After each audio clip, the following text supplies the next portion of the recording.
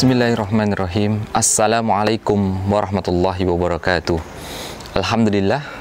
Alhamdulillahirabbil alamin. Pada kesempatan kali ini saya bisa menjumpai teman-teman semua kembali. Alhamdulillah, bagaimana keadaan teman-teman? Semoga kita semua selalu dalam lindungan Allah Subhanahu wa taala. Dan pada kesempatan kali ini kita kembali ngobrolin satu hal yang seringkali terjadi dalam keseharian kita. Ngomong-ngomong, kalau teman-teman ingin kita ngobrolin tentang apa, silahkan nanti bisa disampaikan di kolom komentar. Nah, pada kesempatan kali ini saya ingin sampaikan sebuah tema ringan ya. Mungkin ringan ya, karena ini seringkali kita rasakan, tetapi bagi yang mungkin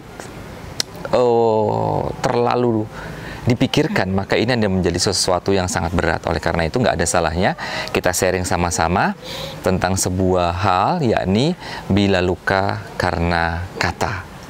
Yuk kita bahas bareng-bareng.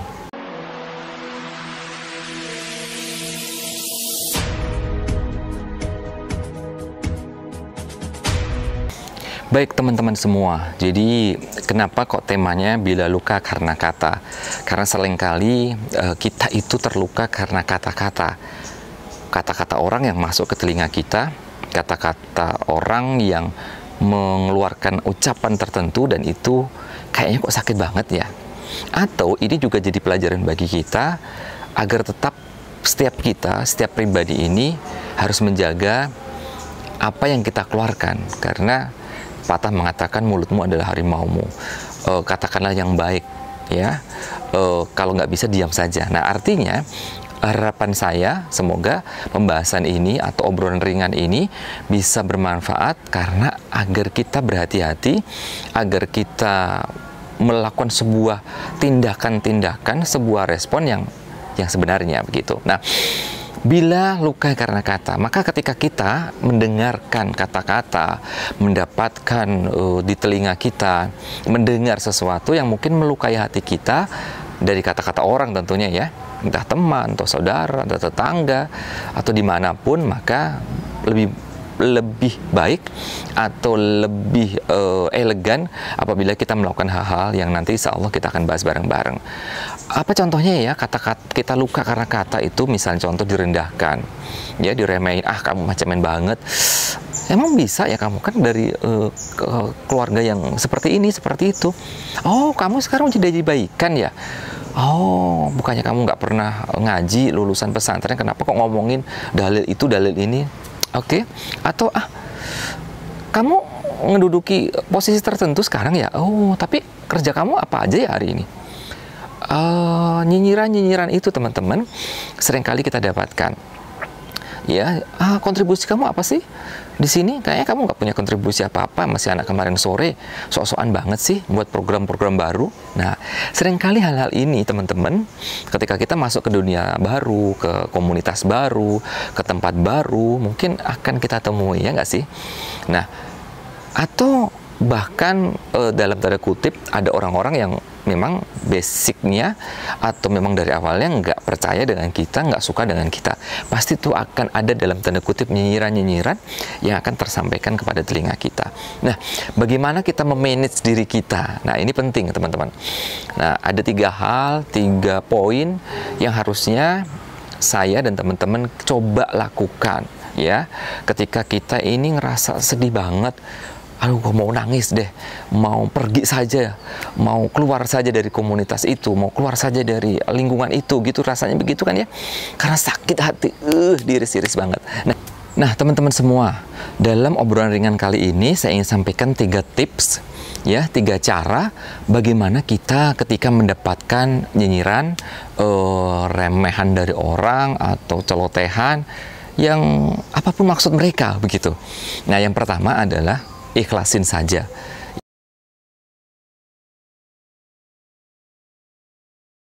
Ya, hati-hati dengan respon kita, udah ikhlasin saja. Karena jangan sampai nih teman-teman, kenapa kok kalau kita ikhlasin? Karena memang kita harus menata hati kita. Ya, dengan omongan orang, dengan mereka juga, apapun yang kita lakukan, kalau memang nggak suka ya nggak suka saja. Apapun yang mereka lakukan, omongan itu, dan ingat omongan itu juga belum tentu sepenuhnya berkorelasi langsung dengan kesuksesan kita, ya nggak sih? Oleh karena itu mau ngomong apa saja, ketika kita yang lakukan adalah benar, yang kita lakukan adalah sebuah kebaikan, kenapa enggak? Oleh karena itu apa yang kita bisa lakukan teman-teman semua, sudah ikhlasin saja. Ya, karena apa? Kalau kita tidak ikhlas teman-teman, kita akan reaktif dan kita justru akan menjadi orang-orang yang responsif dan justru akan terbuka riak-riak baru. Apa maksudnya ya? Kamu kok gitu sih Ahmad? Emang kamu apa selama ini nggak pernah melakukan apa-apa? Nah, selama ini padahal kita sudah melakukan sesuatu, gara-gara omongan tadi kita jadi riak. Hati-hati dengan riak.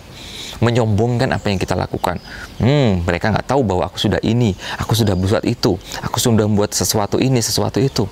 Please, jangan terpancing dengan kata-kata yang memang meremehkan kita, karena itu akan memacu peluang besar untuk kita menjadi ria, kita menjadi sombong, kita menjadi takabur dengan amalan-amalan yang kita lakukan. Biarkan saja, kita kelihatan biasa-biasa saja. Ya sudah, kita biasa di depan mata mereka dan tidak melakukan apa-apa, tapi insya Allah ketika kita ikhlaskan itu semua, kita niatkan semua amalan kita hanya kepada Allah, ya sudah, selesai. Jadi mau omongan apapun, ya udah, kita ikhlasin, kita sabarin, pergi. Artinya tinggalkan mereka dan berbuatlah sesuatu yang terbaik, tentunya bukan di hadapan mereka, tapi di hadapan Allah Subhanahu wa Ta'ala. Ini yang pertama, teman-teman. Jadi tip yang pertama yang kita bisa lakukan adalah ikhlasin saja. Jangan sampai kita terpancing, terprovokasi gara-gara omongan mereka rusak nilai pahala amalan kita. Yang pertama.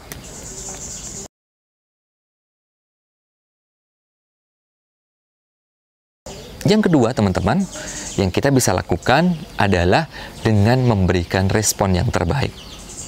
Ya, kenapa kok kita ngomongin respon, teman-teman? Karena sesungguhnya kita tak selalu bisa memilih. Mereka memperlakukan kita. Ya, mereka melakukan apapun, ngomongin kita ini, itu. Orang lain itu tidak dalam kontrol kita. Biarkan, kita nggak bisa memilih mau mereka ngomong apa.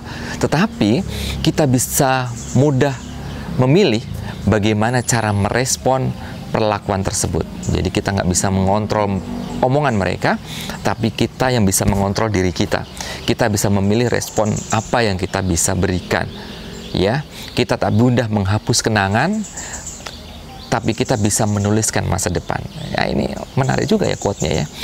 Kita tak bisa mudah menghapus kenangan, tapi kita bisa menuliskan masa depan. Jadi ya udah, mereka mau ngomong apa terserah. Yang penting kita merespon dengan respon yang elegan, merespon dengan respon yang luar biasa, merespon dengan respon yang mantap begitu ya, yang stabil, yang dewasa.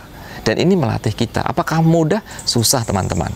Oleh karena itu, doakan saya juga doakan teman-teman semua agar kita bisa memberikan respon terbaik dalam setiap kejadian yang menimpa kita.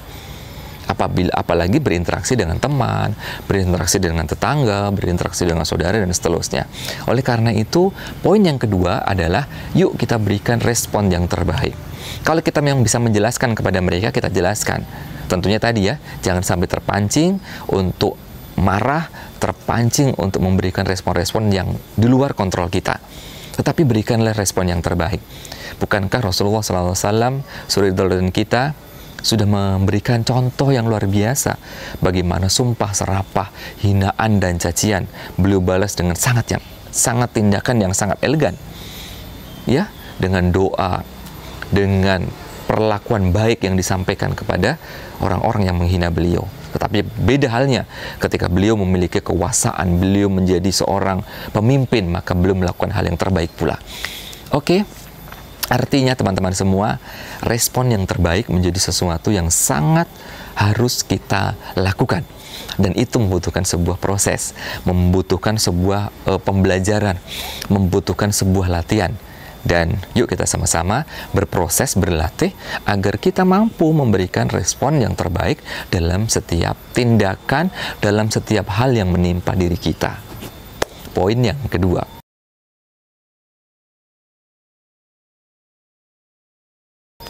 Nah, poin yang ketiga, teman-teman, yang harus kita lakukan ketika kita mendapatkan luka karena kata. Dan luka itu biasanya akan membekas ya, teman-teman. Ya, apapun itu. ya, luka itu akan membekas. Ketika yang pertama tadi kita sudah ikhlaskan, kemudian berikan respon yang terbaik, tapi biasanya ada luka-luka yang membekas. Oleh karena itu ya kita, apa yang poin yang ketiga? Yang ketiga adalah selesaikan masa lalu dan tata masa depan. Apa maksudnya? Ya, hari ini yang kita miliki, kemarin yang sudah terlewati, dan besok masa depan kita nggak tahu apa yang terjadi. Oleh karena itu lakukan yang terbaik dengan hari ini. Apa maksudnya? Selesaikan masa lalu kita. Ketika ada orang yang sudah menghina kita, meremehkan kita di masa lalu, maka kita selesaikan saja, kita close, kita tutup, selesai. Setelah kita ikhlaskan, kita berikan respon itu, kita tutup, selesai. Tetapi apa yang kita mau lakukan teman-teman terhadap diri kita? Tata masa depan. Kita berharap, memohon kepada Allah Subhanahu wa Ta'ala agar masa depan esok, nanti, ya, nanti 1 jam lagi, 2 jam lagi setelah ini saya ngomong seperti ini, itu masa depan, kita nggak tahu. Oleh karena itu kita berharap agar kita mampu menata masa depan. Allah berikan kepada kita kekuatan untuk menata masa depan kita. Lupakan masa lalu, tata masa depan, dan kita songsong yang terbaik. Jadi teman-teman semua, inilah yang kita bisa lakukan. Apa yang terjadi dengan kemarin, cemoohan, hinaan, biarkan saja. Tetapi yuk kita sama-sama menata hati kita bahwa itu adalah masa lalu. Dan kita masing-masing punya impian, masing-masing punya harapan, masing-masing punya masa depan. Oleh karena itu, berdirilah tegak, katakan kepada diri kita bahwa bismillah, saya punya Allah, Rabb yang maha besar, dan insya Allah saya akan tata masa depan diri saya. Saya akan tata masa depan orang-orang yang saya cintai. Bahwa sesungguhnya kita punya Rabb yang maha besar. Dan kita berharap Allah memberikan pertolongan kepada kita. Bahwa sesungguhnya kita memang punya masa lalu. Kita punya masa-masa yang mungkin pernah dilecehkan orang, direndahkan orang, dianggap tidak punya kontribusi apapun dalam hidup orang atau sebuah komunitas, sebuah organisasi. Tapi yakinlah bahwa kita punya masa depan. Maka mulai hari ini, yuk kita sama-sama tata hidup kita, tata keseharian kita, tata waktu kita, seraya tetap berdoa kepada Allah Subhanahu wa Ta'ala. Semoga Allah mudahkan seluruh urusan kita, dan Allah mampukan agar kita terus memberikan kontribusi terbaik kita, baik pada diri kita, baik kepada orang-orang yang kita cintai, baik kepada tim kita, tempat kerja kita. Seru banget kan ya? Oleh karena itu, yuk memulai hari ini kita kembali lagi bersemangat bahwa sesungguhnya hari ini setiap pagi kita menjadi pribadi-pribadi yang terus dicas semangat, terus dicas kekuatan, terus diberikan motivasi terbaik bahwa sesungguhnya hari ini adalah milik kita. Kemarin sudah berlalu dan masa depan kita tidak tahu, tetapi hari ini kita harus jadikan hari terbaik, goresan-goresan tinta terbaik dalam aktivitas kita. Berikan respon terbaik, berikan pilihan hati yang terbaik, bahwa kita ikhlaskan semua yang terjadi. Baik, terima kasih teman-teman yang sudah membersamai saya pada kesempatan kali ini. Semoga Allah mudahkan seluruh urusan kita. Mohon maaf apabila ada kekurangan dan kesalahan. Yuk kita obrolin hal-hal ringan yang mungkin bermanfaat bagi kita dan memberikan sebuah daya dorong, sebuah energi positif dalam hari-hari yang kita lalui. Mohon maaf apabila ada kekurangan dan kesalahan. Saya Hadi, billahi taufiq wal hidayah. Wassalamualaikum warahmatullahi wabarakatuh.